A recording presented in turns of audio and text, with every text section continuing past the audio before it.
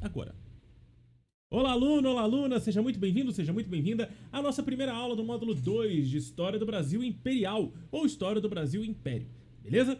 Bom, nós terminamos o módulo anterior de História do Brasil Colonial falando sobre a chegada da família real no Brasil, o período joanino e todos os processos problemáticos ali e também os avanços que aconteceram no processo de urbanização do nosso país a partir da chegada da família real em 1808, beleza? Bom, a partir disso, nós temos um grande desenvolvimento acontecendo para empurrar o Brasil ao processo de independência em relação a Portugal. Então, vamos começar pelo entendimento, né? Em 7 de setembro de 1822 é de fato proclamada a independência do Brasil pelo até então príncipe Dom Pedro, né? E agora, naquele momento, imperador do Brasil, o Dom Pedro, que posteriormente se tornará Dom Pedro I, tá? Bom, como que isso aconteceu, onde veio, de onde surgiu a ideia da independência, a gente vai ver isso tudo nessa aula e no seu material, na sua apostila também tem esses detalhes, tá bom? Vamos lá. Bom, começa com as influências externas, tá? Nós temos a Revolução Americana de 1776 e a Revolução Francesa de 1789. Lembrando que o Brasil, em 1789, já havia passado pela Inconfidência Mineira e também nós tivemos aí a Inconfidência Baiana, ou Conjuração Mineira e Conjuração Baiana, passa a ser chamada de Inconfidência Mineira e Inconfidência Baiana por causa da Dona Maria I, a Dona Maria Louca, vó de Dom Pedro I, mãe de Dom João VI, tá? Rainha de Portugal naquele momento. E nesse momento a gente vai ver que tem grandes influências do Iluminismo e depois, posteriormente, grandes influências da Revolução Francesa no combate ao absolutismo monárquico, ao antigo regime, a monarquia absolutista passa a ser combatida em toda a Europa e não vai ser diferente nas colônias, tá? Essas revoluções, com suas ideias de liberdade, igualdade e autogoverno, né? A gente fala prosperidade por causa da França, mas também de autogoverno, ou seja, uma independência em relação à metrópole, o fim do pacto colonial, inspiraram os movimentos de várias partes do mundo, inclusive no Brasil nós tivemos várias batalhas, vários conflitos durante o período colonial pela a independência do Brasil. E nesse momento, ou pela independência de alguns processos, de alguns pedaços da colônia, de algumas províncias, como foi o caso da Conjuração Mineira, que queria a independência em relação a Minas Gerais, de Minas Gerais em relação à colônia portuguesa. Depois, a Conjuração Baiana queria de fato uma independência do Brasil todo, né, de toda a colônia. A independência da América Latina ela já estava se sustentando, já estava avançando por toda a América Espanhola, né, os movimentos de independência nas colônias espanholas. A gente fala delas lá no módulo de História da América, né, um dos últimos módulos, se não me engano, é o módulo 12, tá? Módulo 13 já é... Vou até consultar aqui minha cola de módulos. Vamos ver se é isso mesmo, se eu não estou viajando muito, né? Módulo 14 é Patrimônio, História e Cultura. Módulo 13 é História da África. Módulo 12 é História da América, tá? Então, lá no módulo 12 a gente fala sobre a independência da América Espanhola, a independência dos Estados Unidos, a independência do Haiti. Vão influenciar bastante esse processo de formação da independência do Brasil. Então, as agitações, as revoluções da América levam as elites brasileiras a pensar sobre a possibilidade de separação em relação a Portugal, tá? Vou até ajustar minha câmera aqui, que eu dei um chutinho nela na empolgação.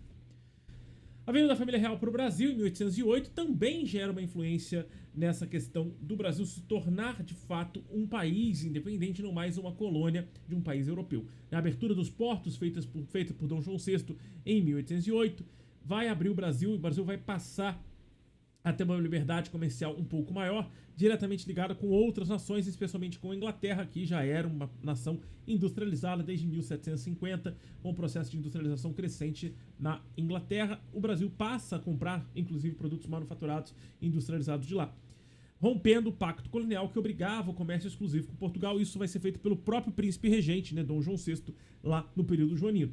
Há uma ascensão do Brasil ao Reino de Portugal, Reino Unido de Portugal e Algarves, que a gente fala disso lá em 1815, por causa do Congresso de Viena, após as derrotas de Napoleão Bonaparte e tudo. E aí Portugal, para conseguir de volta os seus territórios e ter a sua autonomia respeitada no Congresso de Viena, precisava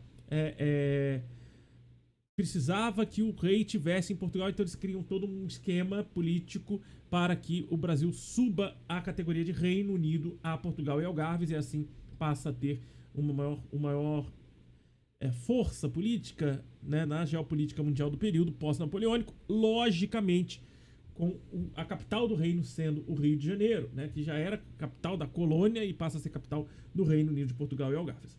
Bom, essa igualdade dentro do Império Português também vai caracterizar para nós aqui no Brasil uma força em relação à nossa independência, compreendendo que nós temos um território muito maior, uma população muito maior, uma economia muito mais estável e muito maior do que a economia de Portugal, que se sustentava apenas pelo processo de colonização, principalmente da colônia da América Portuguesa. Então, o Brasil se tornar algo ser e observar que é maior do que Portugal é interessante nesse momento histórico para que nós possamos construir o nosso processo de independência, tá? E aí, óbvio, há um descontentamento das elites brasileiras, né, com as taxas do controle e o controle colonial, da pressão da centralização de poder, quando Dom João VI retorna para Portugal em 1821, tá?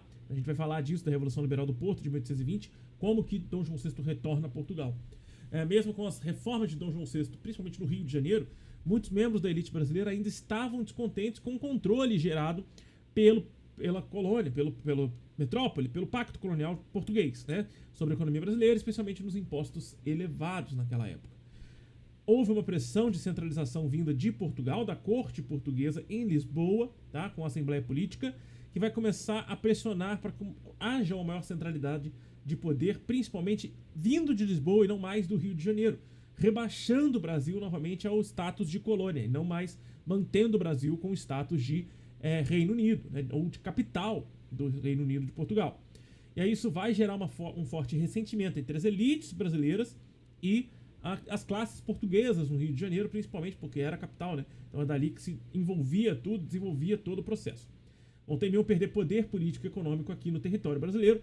Os brasileiros da elite temiam perder poder político e os portugueses temiam perder o território do Brasil. Então o sentimento nacionalista vai aumentar, né? E vai, obviamente, contando com as ideias de liberdade, igualdade e de autogoverno, como eu já disse aqui anteriormente, vindas tanto da Europa quanto das colônias espanholas, que vão alimentar o sentimento crescente de que o Brasil deveria ser governado de forma autônoma, sem a necessidade de subordinação a Portugal. Isso é legal a gente observar quando a gente vem para uma imagem que é bem interessante. Deixa eu colocar essa imagem para vocês, porque ela está aqui na nossa telinha de captura, tá, de destaque. E ela está... Pera aí que eu jurava que ela estava aqui já livre para vocês. Mas se não tiver, a gente pega ela aqui agora. No storiestudio.com.br, lá na aba de mapas mentais para estudo, você vai andar um pouquinho para a direita. Isso, um pouquinho para a direita. E vocês têm ali já disponível o processo que leva à independência do Brasil, né? Vamos lá, que tá na sua apostila, já tá no seu material. Aqui. Cá. Já está no seu material da sua apostila, você pode dar uma olhada lá à vontade, tá? Tem também disponível no site do Story Studio este mapa mental, que foi um dos primeiros que eu produzi no meu trabalho lá do site.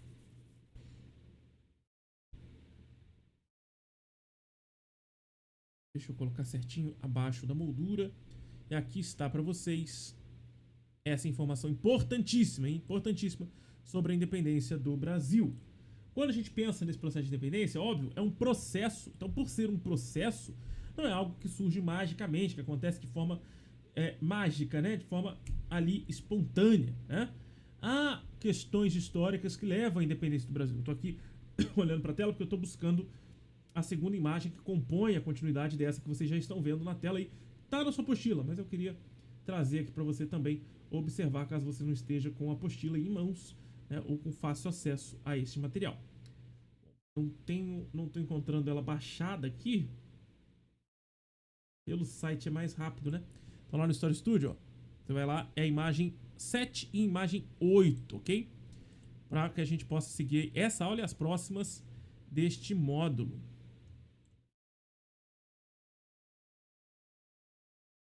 Aqui. Aulas que falam sobre o primeiro reinado, o pré-primeiro reinado, né? O primeiro reinado e também a regência, tá? Bom, deixa eu voltar para onde eu estava e a gente continua numa boa aqui. Como está no mapa mental ao meu lado, vocês estão vendo aí, que nós temos lá no iniciozinho, a fuga da corte portuguesa para o Brasil, né? Portugal quebra o bloqueio continental, chega ao Brasil, a gente passa pelas medidas do período joanino, vem dois tratados importantes, né? As obras promovidas pelo Dom João VI, né, que são importantíssimas para poder gerar esse sentimento nacionalista, gerar essa sensação de que o Brasil é muito maior e muito mais importante nas relações globais do que era colocado por Portugal ainda como colônia. Né? Nós vemos o Tratado de Cooperação Comercial em 1810 com a abertura dos portos, né? Esse tratado é o Tratado da Abertura dos Portos. Você está vendo aí o Tratado da Amizade e Aliança, né, que ao meu lado é o tratado original, né, da abertura dos portos no Rio de Janeiro. 24% dos produtos de outros países, 24% era o imposto cobrado sobre produtos de outros países, 16% sobre produtos portugueses e 15% sobre produtos ingleses. Ou seja, importar produtos de Portugal era mais caro pelo imposto do que produtos da Inglaterra. Né? Uma forma de beneficiar a Inglaterra e gratidão aí do Reino de Portugal em relação à fuga ocasionada lá em 1807, com a invasão napoleônica no território português. Ali eu coloquei um quadrinho, em 1817 nós tivemos a Revolução Pernambucana, né? A Revolução Pernambucana foi uma revolta separatista contra a elite portuguesa e o domínio colonial. Em 1820, nós tivemos a Revolução Liberal do Porto, e ela é importantíssima para a gente entender esse processo de independência. Em 1820, a Revolução Liberal do Porto, ela pedia a volta do rei de Portugal, que é Dom João VI, esse bonitinho que está aqui logo abaixo, né? Logo aqui embaixo, esse senhor de cabeça grisalha.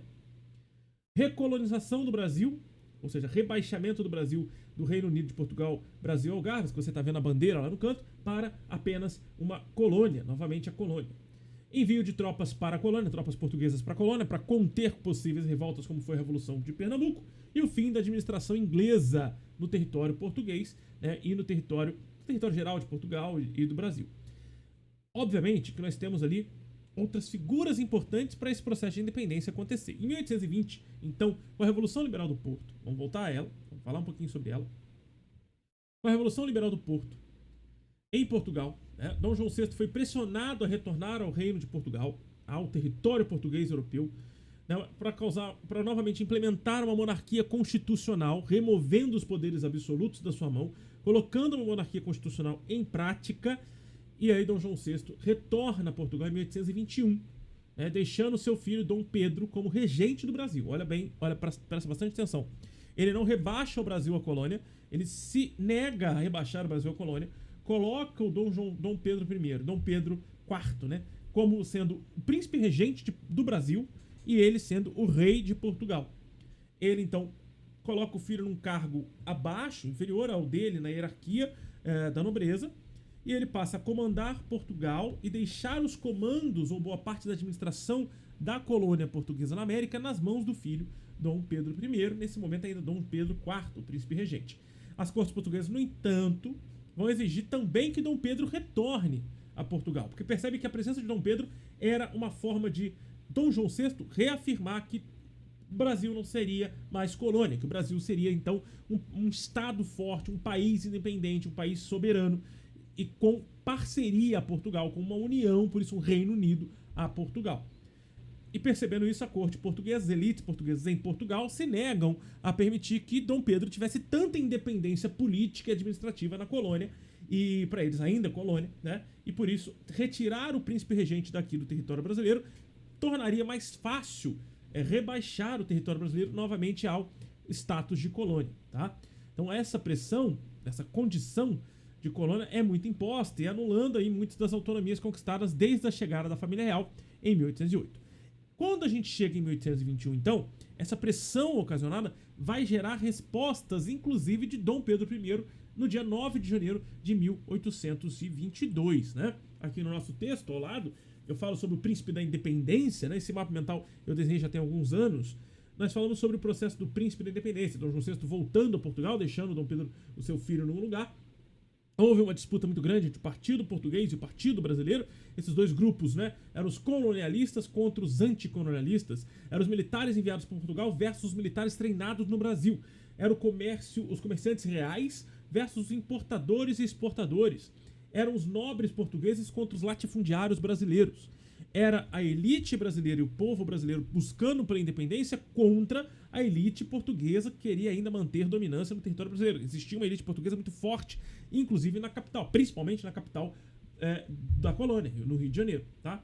ao lado desse quadro, a gente está vendo a figura mais importante do processo de independência, que é a princesa Leopoldina. Vamos lembrar que Dom Pedro I se torna a figura importante, emblemática do símbolo da independência do Brasil em relação a Portugal, mas Dona Leopoldina, ou Princesa Leopoldina, a nossa imperatriz posterior ao processo de independência, é quem de fato assina e proclama a independência do Brasil no dia 2 de setembro.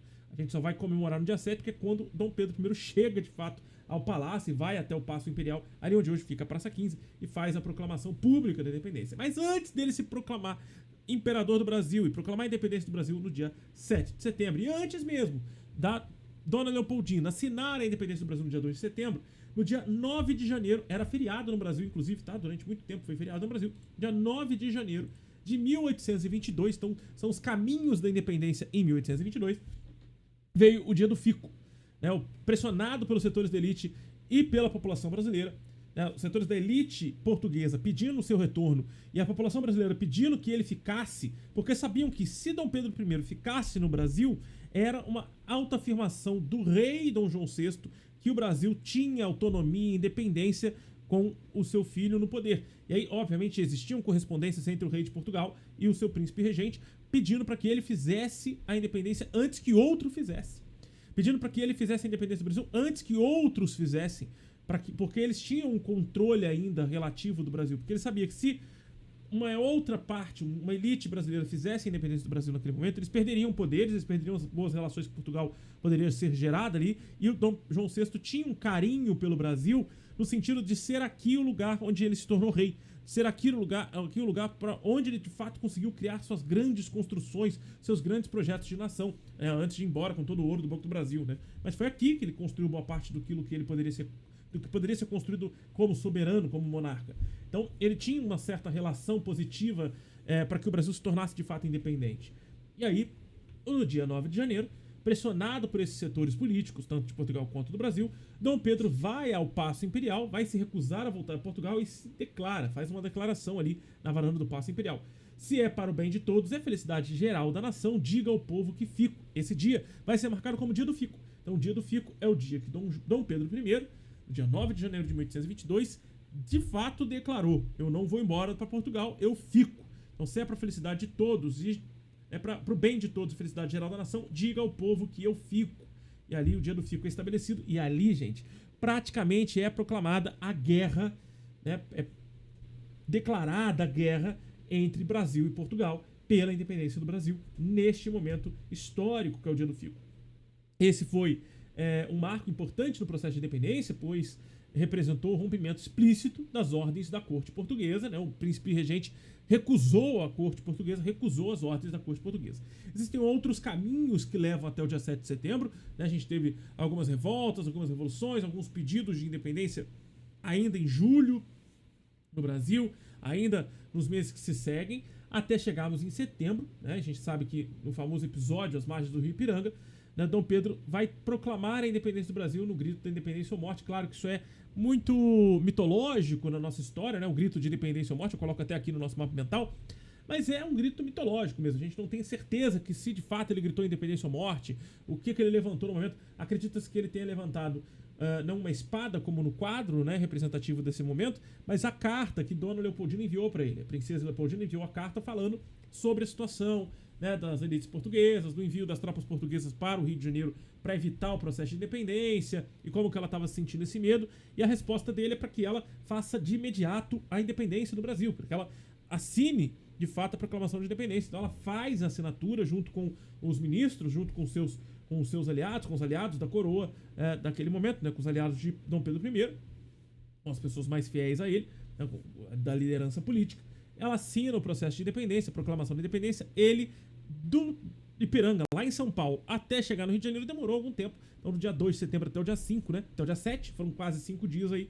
Ele chegou ao Rio de Janeiro e aí sim ele fez a proclamação de fato, oficial, se colocando como sendo o primeiro imperador do Brasil, o primeiro líder do Brasil independente, tá? Bom, houve uma continuidade da monarquia, praticamente o único país colonizado na América que se tornou independente monarquicamente. Então, todos os países que se tornaram independentes na América já quase de imediato proclamaram uma república.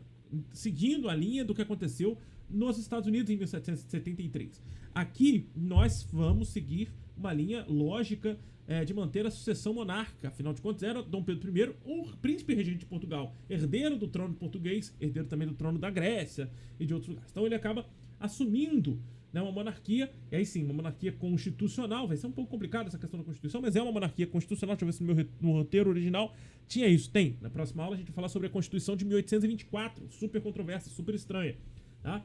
Então, ao contrário de muitas outras colônias da América toda, nós não adotamos a república, adotamos então a monarquia constitucional, seguindo o príncipe regente daquele país que nós nos tornamos independentes. Muito louco, né? O cara que fez a nossa independência, que nós colocamos e aceitamos ele como imperador, era filho do cara que dominava a gente, né? E o neto dele, não, o filho dele, que é o neto do cara que dominava a gente, continua sendo dessa liderança, até que ele é derrubado na República, lá no golpe da República, que é o final, né? Final que a gente fala sobre a Guerra do Paraguai, final desse módulo, pra gente falar sobre o golpe da República lá na abertura do módulo 3, sobre o Brasil República, tá? Bom, houve alguns conflitos regionais, tá? A independência do Brasil não foi aceita de maneira uniforme em todo o território, porque muitos queriam a independência do Brasil sem a monarquia, outros queriam com a monarquia, mas que não fosse Dom Pedro I o rei, tá? Diversas províncias como Bahia, o Grão-Pará, o Maranhão, resistiram inicialmente, permanecendo leais a Portugal. Isso resultou em uma série de conflitos e batalhas de 1822 a 1824 para consolidar a independência de todo o território. E aí, Dom Pedro I sai vitorioso dessas batalhas, sai vitorioso no processo de independência, porém, nós temos dois problemas. Um é que a escravidão continua a todo vapor, vai continuar até 1888, com muita força, principalmente agora nessa virada, né, a gente vai ter uma alta afirmação da escravidão, porque precisa se manter a escravidão para manter a economia da colônia, agora país independente, mas precisa se manter o processo de escravidão. Posteriormente a isso, a escravidão é favorável economicamente para a coroa, tá? Além dos conflitos, nós temos o endividamento e a dependência econômica da Inglaterra. O Brasil precisou pagar uma compensação a Portugal, né, para reconhecer oficialmente a independência. Portugal exigiu 2 milhões de libras esterlinas, que é uma dívida que foi financiada por um empréstimo da Inglaterra. Isso vai marcar o início de uma longa dependência econômica do Brasil em relação aos ingleses, que se tornaram os principais parceiros comerciais do novo império. Manteve-se assim desde a abertura dos portos no período joanino, né? O reconhecimento internacional, o primeiro país a reconhecer o Brasil como independente foram os Estados Unidos, e Portugal vai ser um dos últimos a reconhecer, só passa a reconhecer depois do pagamento da multa, tá?